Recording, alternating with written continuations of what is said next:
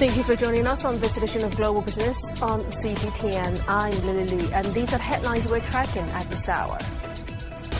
China's industrial production landscape continues to expand, with profits of major industrial firms rising nearly 19% on the year during the first 5 months of this year. China's culture industry revenue hit a record high in 2025, rising nearly 9% on the year, with services-related sectors emerging as major growth drivers. And as we mark the CPC's 105th anniversary, we explore China's progress building equitable global governance guided by the vision of a shared future for humanity. And as usual, let's get a check on Chinese mainland stock markets, which rose on Monday, which is mainly led by consumer and healthcare sectors. Investors rotated out of their some artificial intelligence and supply chain names and moved into more traditional sectors. So here is a look at where key indices finished today. The benchmark Shanghai Composite Index finished adding about 46 points, or up 1.16%. More modest gains here on mid-caps and a 0.5% rise on the tech-focused China Export Index. We'll get you more details later on in the program, but for now, here's a check on regional markets and how Wall Street closed on Friday.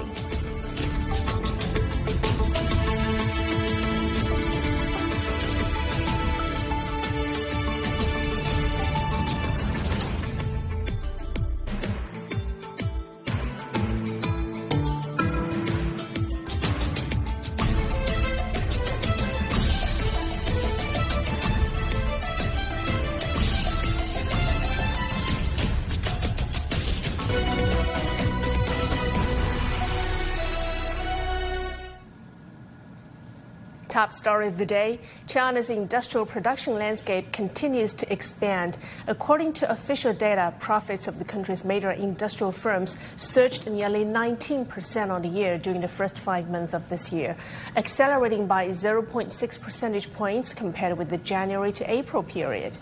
The equipment manufacturing sector sustained double-digit profit growth, with the electronics industry, which is boosted by rising demand, posting a more than doubled profit increase and serving as a key engine of overall industrial earnings. But in the meantime, high-tech manufacturing maintained rapid momentum, with profits rising roughly 45% from 1 year ago. And our reporter Xinrui Nan visits a Liaoning Huanghai laboratory where advanced 3D printing is boosting China's high-end manufacturing with smarter, more efficient and more precise production. At Liaoning Huanghai laboratory, cutting-edge 3D printing technology is upgrading China's high-end manufacturing industry. These industrial 3D printers are building lightweight components layer by layer. We're not talking about simple parts. We're talking about complex components for aerospace and ships. Every parameter is precisely calibrated, with finished parts strictly measured and optimized to meet industrial-grade standards. 3D 打印呢，是目前新质生产力的典型代表。 3D printing is a prime example of new quality productive forces right now. It opens up a whole new pathway for high-end equipment manufacturing both domestically and internationally. Large format 3D printing, in particular, is in high demand across sectors like aerospace, rail transit, and marine engineering. We're committed to providing full-stack solutions, from materials and equipment to processes. Our work has already been recognized by clients both in China and abroad, and we've successfully achieved industrial-scale production. Such technological breakthroughs are bringing revolutionary changes to traditional industrial production. What used to take weeks to manufacture with traditional methods can now be done in days. This is exactly the kind of advanced manufacturing innovation that's redefining what made in China means. China's push to embed green development into its infrastructure is driving manufacturers to confront their own carbon footprint. Our reporter Zhang Shixuan visits a wind turbine tower maker and finds out how it is cutting emissions per unit of revenue, achieving more than less. This is an industry where products weigh hundreds of tons and sell for millions of yuan. This tower is for a large wind turbine. The large wind turbines that sit atop towers like this are often lauded as one of the best ways to generate green energy.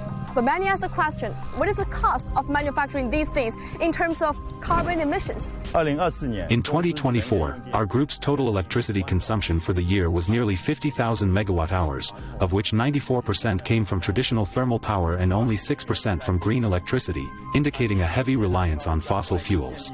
That year, the combined carbon emissions from direct combustion and purchased electricity reached 43,800 tons, with carbon emissions per 10,000 yuan of revenue accounting for 0.09 tons.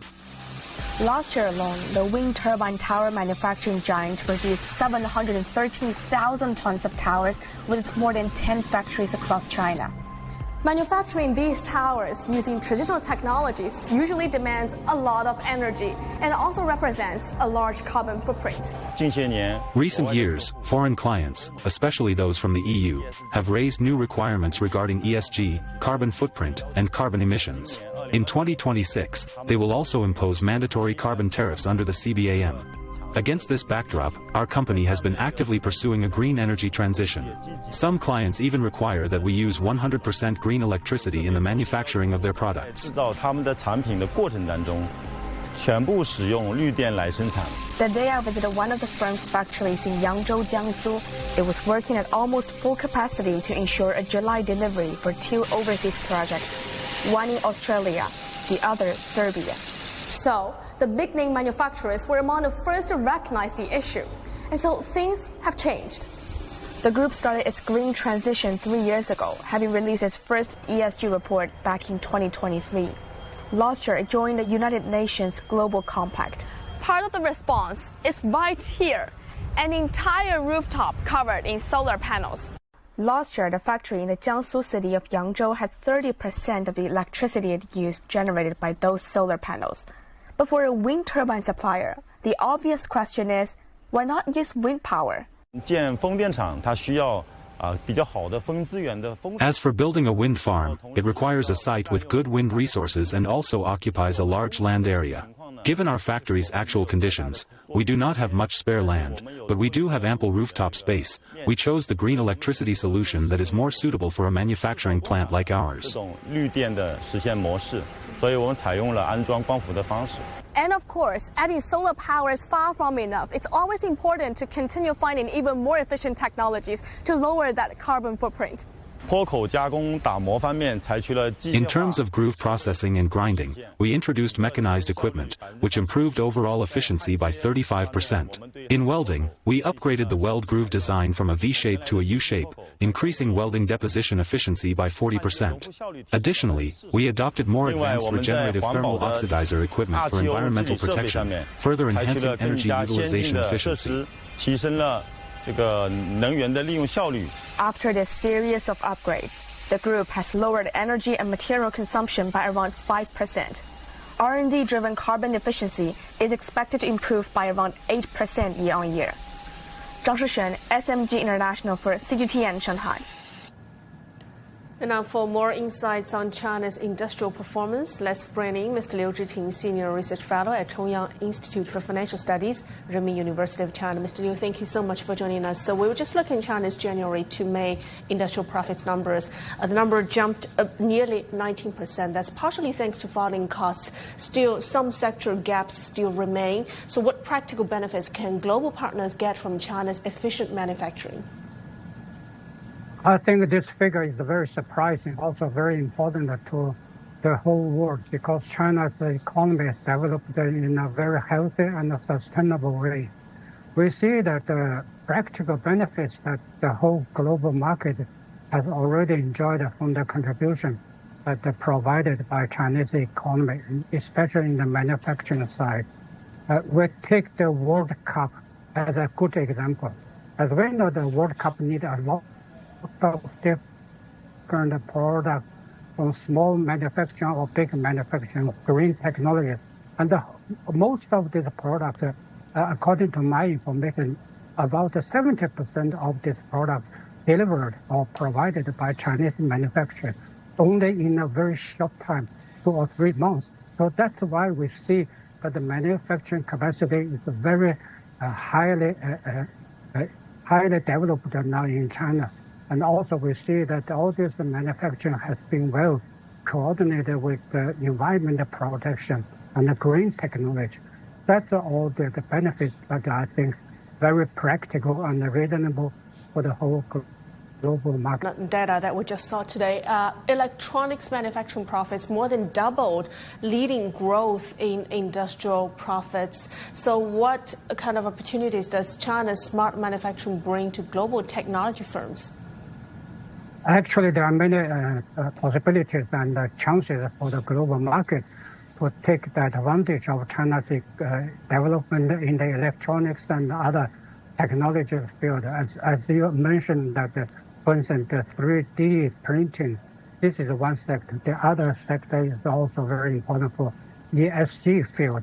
But in my opinion, I think the storage technology is very essential and very unique in China. As we know, we are facing the new uncertainty and the challenges from energy crisis provided from the external market geopolitical conflict. Nowadays, China has well-developed storage technologies and equipment to storage all this energy, electricity, and all other energy related.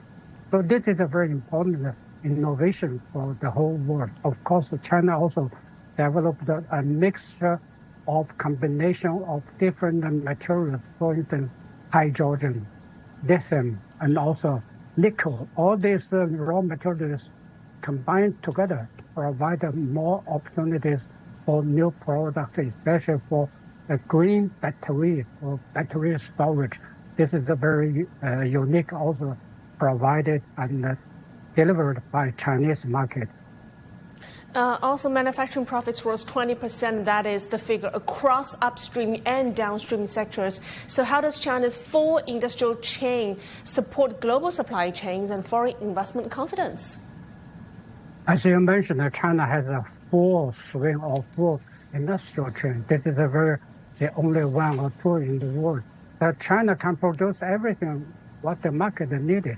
But at the other side, I have to say, it doesn't mean that the rest of the market or the rest of the other countries have any chances and opportunities to provide their production or manufacturing.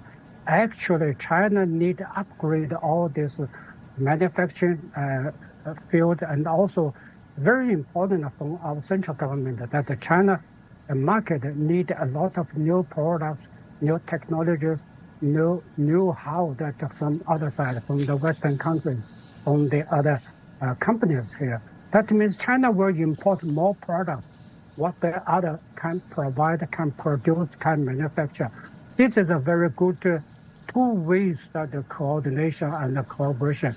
That will give more confidence for the Western companies, the Western investment. That means they can make good investment because China needs this investment for more innovation and more manufacturing capacity.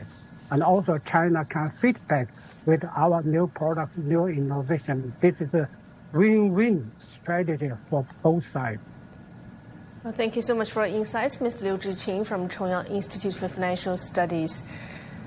Time for us now to get a closer look at equity market performance across the region. For that, we cross over to Timothy Pope in Shanghai. Happy Monday, Tim. So what was the story on the Chinese mainland today? Hi there, Lily. Chinese mainland markets, they had a bit of a hesitant start to Monday trade, actually, but they ended the session higher. The Shanghai Composite Index was up a respectable 1.2%, while the Shenzhen component flirted with losses for most of the session, but climbed 0.2% just before the close. The early hesitancy, I think, was mostly down to the bruising session that we had on Friday, and investors just sort of feeling their way a bit. But then they rotated into consumer and healthcare stocks. The tech rally looks far from over, though, because while some chip companies had a pretty choppy morning, we did see a strong afternoon performance. GigaDevice Semiconductor ended up being the biggest contributor to gains on the Shanghai Composite Index today. It added about 9%, while another cloud computing and AI chip company, Montage Technology, rose by 13%. By the end of the session, we saw the sub-index that had been tracking AI-related shares up 1.5%, and the 5G sub-index, which also covers a lot of the chip supply chain companies, narrowed a more than 4% loss down to 1.3%.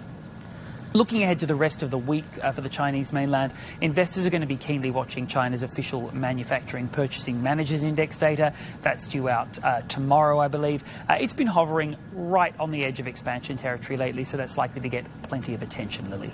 Okay, and so what about stocks in Tokyo and Hong Kong? Speaking of which, Baidu shares were given some lift to the Hang Seng Index. What's the story there? Yeah, that's right. Baidu was really helping to lift the Hang Seng today. The index was up 1.6%. Baidu itself was up 5.6%. This is because its chip arm, Kunlun Xin, is reported by The Information to be targeting a $50 billion valuation in its upcoming Hong Kong IPO. Now, that would make it more valuable than Baidu, which is currently valued around $34 billion. But if this $50 billion number really is the target, it represents absolutely mind-blowing valuation growth. In just the last 6 months, when a private funding round valued Kunlun Xin 6 months ago at $3 billion. So that's according to Reuters. $50 billion isn't necessarily unreasonable if you're comparing sales multiples with other prominent Chinese chip companies like Cambricon here in Shanghai, but it's certainly got the markets pretty excited in Hong Kong today. Another one worth noting in Hong Kong was the appliance maker Midea, up 4.6%, with the sales of air conditioners really surging, particularly in Europe right now as the continent swelters through that horrible heat wave. We saw Hisense and Haier and others up today as well. Over in Japan, the Nikkei 225 also managed to break out of some early lethargy and end the session with a modest gain, up just 0.2%. Chip-related heavyweights had initially been falling. Tokyo had a bruising Friday as well, but they rose later in the session after South Korean president announced 2 chip production mega projects in the country. Now, while they're going to be built by SK Hynix and Samsung, the market saw some upsides for Japan's chip-making equipment and testing producers. So we saw Tokyo Electron up 2.4% after that announcement. Investors were also buying the dip on Sony and Nintendo. Nintendo shares touched a one-year low on Friday, and today they bounced 5.3%. And like many consumer electronics and smartphone makers, it has been feeling the pinch of these rising memory chip costs as AI data centers and the build-out boom there really pushes demand in that sector up and hoovers up all the memory chips. As the year goes on, this certainly won't be the last thing we hear about memory chips. They are less glamorous than AI, but rising memory prices are poised to hit consumers and consumer-facing companies a lot harder, Lily. Interesting points there. Thank you so much. That's Timothy Pope in Shanghai with the market wrap. You're watching Global Business on CGTN. Still to come on the program, China's culture industry revenue hit a record high in 2025, rising nearly 9% on the year, with services-related sectors emerging as major growth drivers.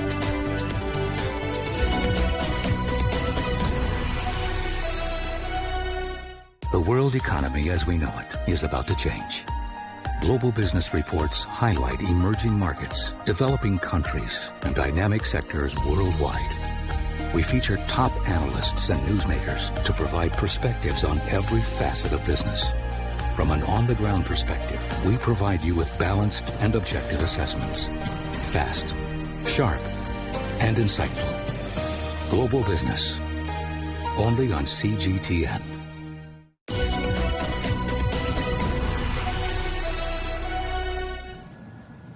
China's cultural industry revenue hit a record high in 2025, rising nearly 9% year-on-year to 20.8 trillion yuan or $3 trillion. A report from the National Bureau of Statistics shows the industry's annual profits reached nearly 2 trillion yuan. That is up 7% from a year ago. Services-related sectors contributed more to the total cultural industry growth, indicating a structural improvement. And new business models experienced a 15% revenue increase, outpacing traditional sectors, with online advertising, online gaming, and digital publishing emerging as key growth drivers. China's summer box office has got off to a robust start, with movie theaters nationwide raking in nearly 1.6 billion yuan, or around $235 million since the 1st of June. Nearly 80 movies are expected to screen from this month all the way to August, and a diverse range of films, from comedies to Chinese culture, are among the new releases. The highest grossing films so far this summer are China's low-budget drama Dear You, that features generations' long correspondence between overseas Chinese laborers and their families at home, and fifth installment of Toy Story. Shanghai is drawing on its rich cultural heritage to create new engines of economic growth. From beloved animated classics to high-definition opera productions, the city's Film Plus strategy is turning cultural entertainment into a powerful force for driving consumption and economic activity. Zhang Siran has more.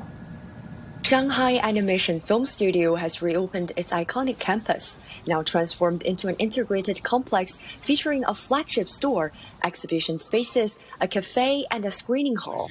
The studio is giving new life to classic characters from the renowned world of Guoman, or Chinese animation. Once treasured figures from hand-drawn classics, these nostalgic icons are now being reimagined as sought-after merchandise, attracting a new generation of younger audiences. My favorite film is Nobody. I saw on social media that the world's first flagship store opened here, so I came to buy some merchandise. Everything is so cute and well designed. I just couldn't resist. These characters are the best memories of our childhood, like the Calabash Brothers and the Monkey King. This is the first physical space for the characters, offering themed drinks and displaying rare hand-drawn manuscripts. For fans like us, it's incredibly exciting to be here. The revival of these beloved stories reflects a strategic step for a city long recognized as the birthplace of China's film industry.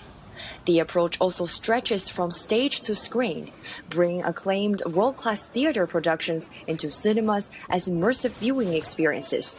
In doing so, it creates a new consumption model where audiences come together around productions, drawn not only by collectible merchandise, but also by the sense of community and the shared experiences they inspire. I bought tickets for both this year's live tour and this film screening.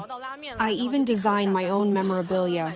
Juice Shanghai Center Theater offers beautiful collectible tickets, but I rushed here from work and was just too late to get one. Still, I bought the official ticket album, a stamp book, and this magnet. They're great souvenirs. I've been a fan of musicals since high school, and The Phantom of the Opera at the Royal Albert Hall was my first love. So I had to come today. I love to trade merchandise with other fans. These initiatives are opening up new revenue streams while creating fresh cultural destinations. According to official data, the citywide strategic transformation is connecting 45,000 tourism and commercial sites to build a more integrated visitor experience. Beyond the immediate economic impact, experts say the initiative also represents a long-term effort to strengthen Shanghai's international brand identity. When a city invests heavily in influential IP, it does more than just drive immediate consumption. Critically, it contributes to the power of city brand. This brand equity is an invaluable long-term asset that surpasses any simple economic metric. Shanghai's Film Plus strategy does more than turn cultural currency into consumer experiences. It's an economic move to build an iconic city brand, one that resonated far beyond the local box office and onto the global stage. Zhang Siran, CGTN, Shanghai.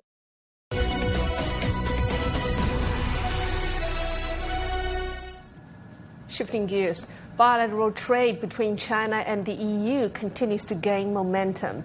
In the first quarter of 2026, China's trade with the EU grew nearly 15% on the year, with exports to the region rising 18%. That is according to Chinese customs data. The EU accounted for over 9% of China's total imports. In 2025, bilateral trade reached almost 6 trillion yuan, that is up 6%, solidifying both economies as each other's second largest trading partner. And the EU is China's second largest source of high-tech imports and its third largest export market for high-tech products, with over a quarter of bilateral trade concentrated in the sector. And additionally, the EU ranks as China's top source and market for consumer goods, while green goods posted robust growth. China's exports of wind turbines to the EU jumped 66% last year alone. As European companies reassess opportunities in an evolving economic landscape, how are they reviewing China's market and what is shaping their confidence in its long-term prospects? CGTN's reporter Zhang Menyi has more. China and EU remain each other's second largest trading partners for goods, with bilateral trade exceeding $800 billion last year, making developments in the Chinese market closely watched by businesses across Europe. The Chinese market is a fitness club for every company, and that includes multinationals, that includes European companies. And I think this is all about changing the processes, changing the decision making. It's good for China, but by the way, I think a number of companies now are using the Chinese way of running a business elsewhere in the world, which gives a lot of benefits. There's a lot of opportunities in the China market and also to collaborate with Chinese companies and with Chinese technology to expand into global markets. And I think the 15th five-year plan has been very, very strong on sustainability and green transition and is pushing that agenda forward. So, and that's another thing I always say to European companies, did you read the 15th five-year plan? Beyond market opportunities, investor confidence is also shaped by the policy environment. Analysts say China's commitment to high standard opening up is helping provide stability and predictability for global businesses, offering a degree of certainty at a time when trade and investment conditions are becoming increasingly uncertain worldwide. The 15th five-year plan also signaled that we are going to further uphold the principle of opening up. And I think global companies around the world will benefit greatly from these measures, especially I think the European companies. As companies navigate a more volatile and uncertain global landscape, many view China's continued opening up as an anchor of stability and signal of long-term commitment to international business. Zhang Zhenyi, CGTN, Qingdao. Let's now get some discussions on China-EU economic relations. For that, let's bring in Zhou Mi, Senior Research Fellow at the Chinese Academy of International Trade and Economic Cooperation. Mr. Zhou, great to have you on the show, as always. So we are living in a world amid global economic volatility. So what role do you think Chinese market play for European enterprises? Which sectors offer the brightest growth opportunities? Well, I would say that China has a super large market, so the scale of the market is really important for European countries, especially for the enterprises to export to. So they are exporting the agricultural products and together with some of the services, including the tourism or education services to China.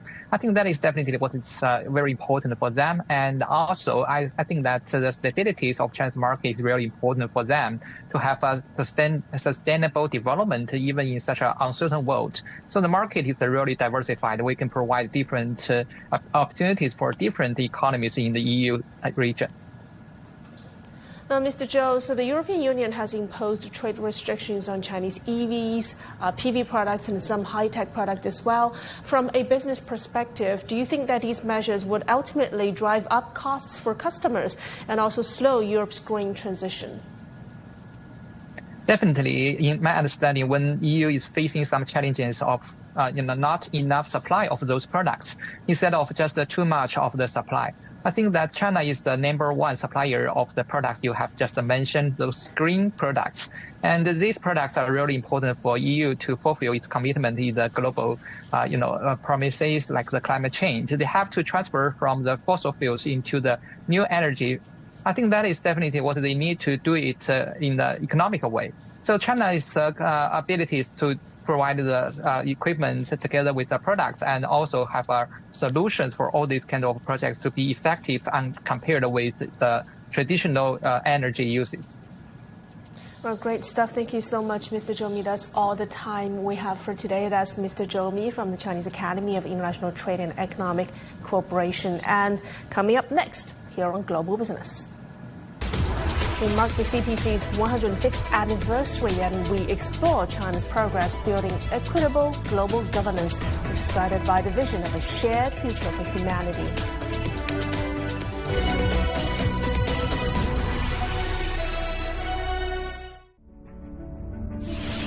Marking a milestone that changed China and the world. 105 years since the founding of the Communist Party of China. How it began as a revolutionary movement and evolved into a ruling party that's transformed China into a thriving economic powerhouse.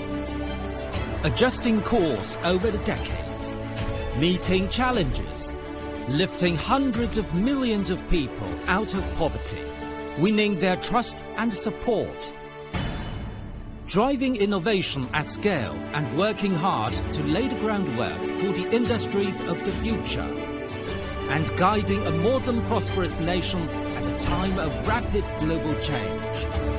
Commemorating 105 years. Special coverage only on CGTN.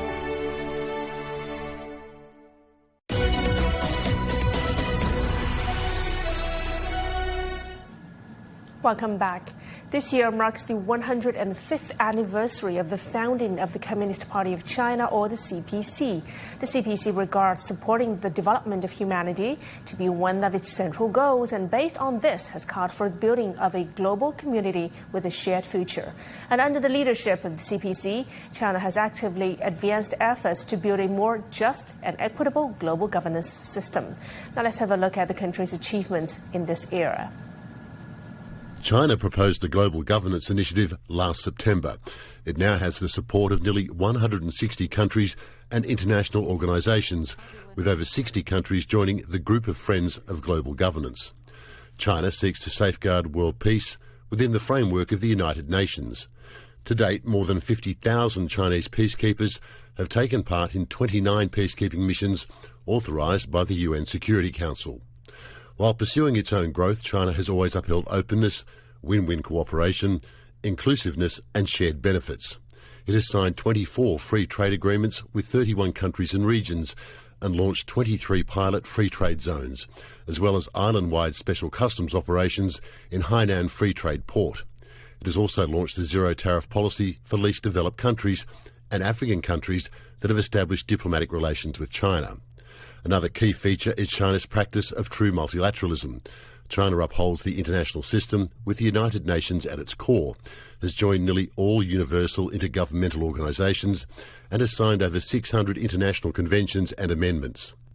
As the largest developing country, China makes it clear that it will always be a member of the Global South, and in the Global South its roots will remain. China has proposed and advanced an initiative for open and inclusive Global South cooperation, and implemented 8 measures in support of Global South cooperation. China also promotes people-to-people exchanges and mutual learning among civilizations. A total of 3,000 sub-national partnerships have been established between Chinese provinces or cities and counterparts in more than 150 countries. China has also optimised its entry policies with visa exemption and 240-hour transit visa-free policies for dozens of countries. Given the increasingly volatile global situation, China vows to provide more public goods for the international community.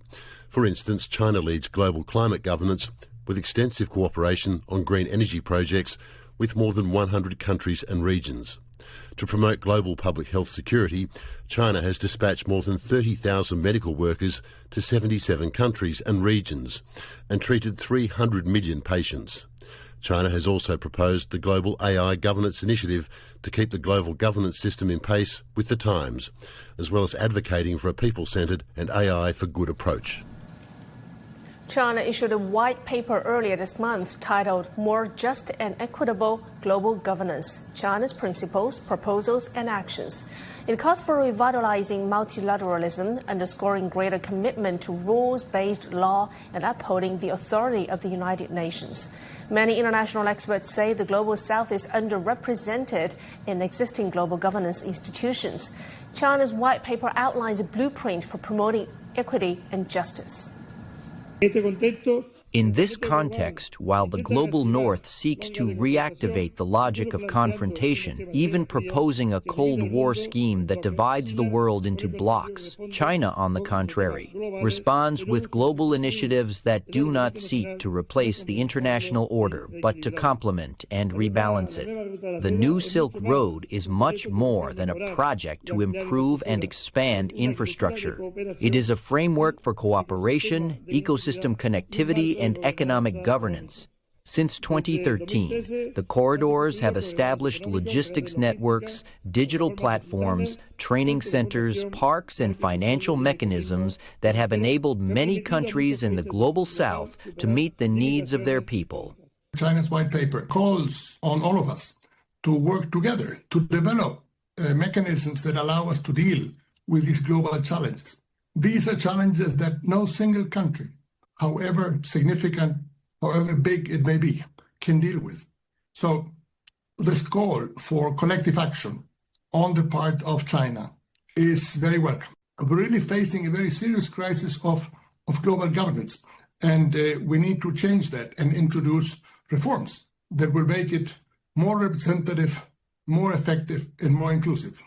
If you look at the history of the global governance architecture, financial architecture, the UN, the WHO, all these organs were actually conceived prior to independence of Africa. So Africa have not really had a voice at the table. I mean, it's as if it's skewed against not only Africa, against the global South. And the intention, an incentive for that, for this white paper, is actually to throw the global architecture open. Now, shifting gears, Malaysia's biggest ever infrastructure project, the China-built East Coast Rail Link, is set to begin operations at the start of next year. This comes right on schedule despite a host of setbacks and challenges.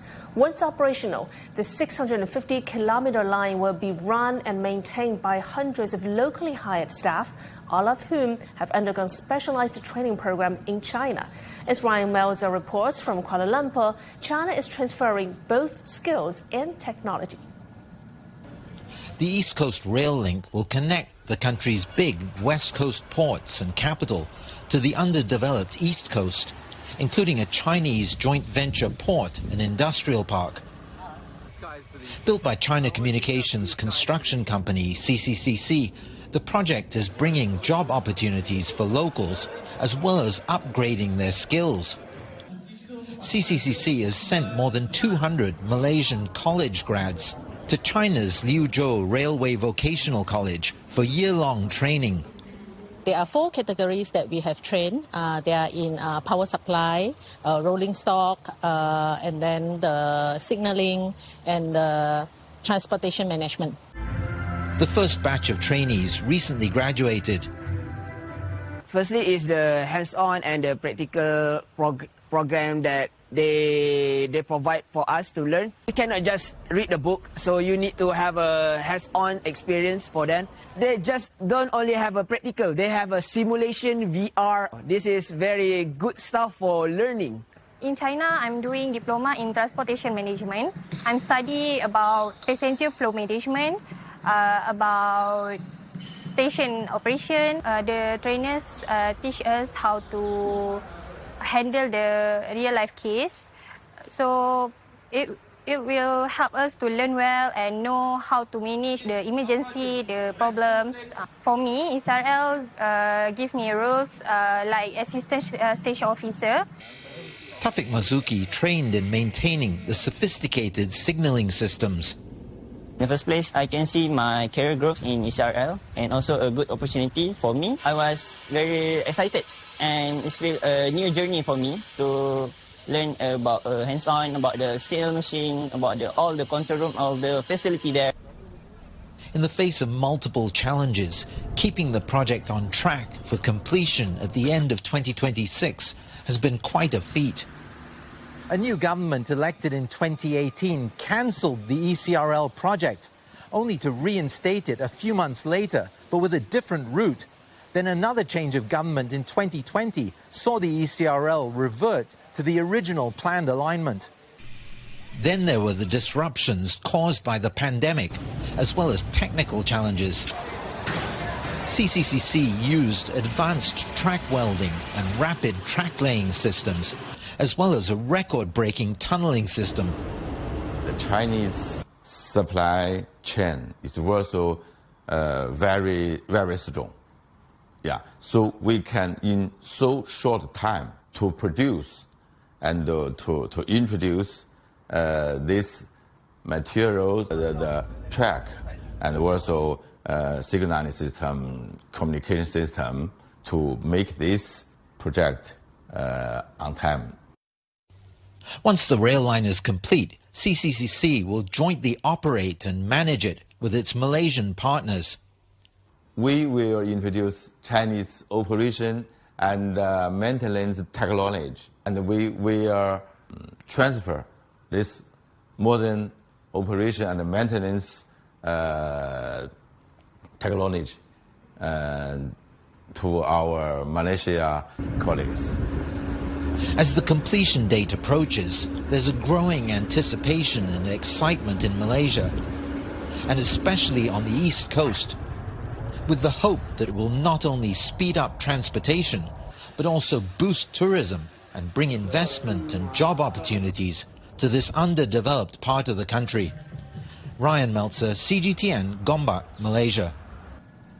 And that's going to do it for this edition of Global Business on CGTN. Thanks for watching. I'm Lily Lee. Till next time, bye for now.